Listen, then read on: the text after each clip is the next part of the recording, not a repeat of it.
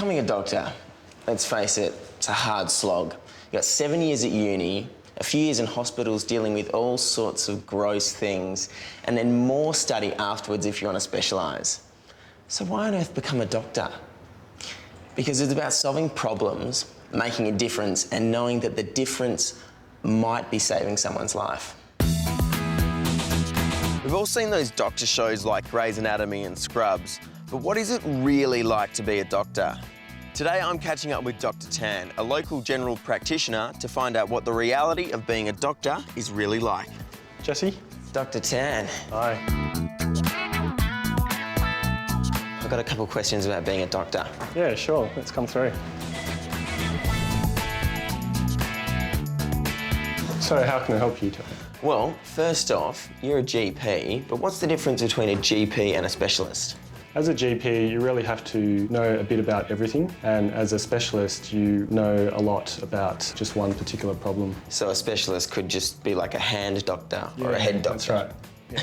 And it's our job as GPs to coordinate their care and to put the whole picture together. Okay, cool. And so as a GP, what's a typical day look like for you? Yeah, so it starts off in the morning. I come in, greet the staff, check my results and to see if there's any urgent results that need actioning straight away. And then I see the patients throughout the day and deal with any walk-ins or any emergencies as they come along. And so why did you want to become a doctor? Really wanted to help patients and help people, and that's where I find being a doctor, you can help them the most. Would that be the most rewarding part of the job? Yes, for sure. As each patient leaves the room, a little bit happier when they came in, just giving a lot of reassurance. I mean, you said as a GP, you need to know basically everything. What's the hardest part of the job? It's really hard to know everything. We see all different kinds of things, from young babies to adults to the elderly, and just trying to do the best with what you have and for each patient that you've got in front of you. Is there much work out there for a doctor? Definitely. Especially in the rural areas, a lot of communities out there crying out for GPs. Is that one of the first things a new doctor needs to do, is to go rural?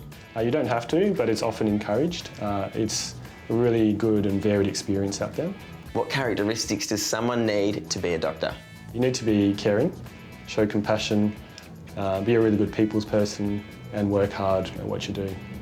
And so from school to today, what does someone need to do to get to where you are? You have to really work hard in high school, do a bachelor's degree, do a postgraduate degree in medicine, and then spend a few years in the hospital as an intern, as a resident, and then you can apply to general practice, do 3 more years of training before you can sit your exams and become a fully qualified GP.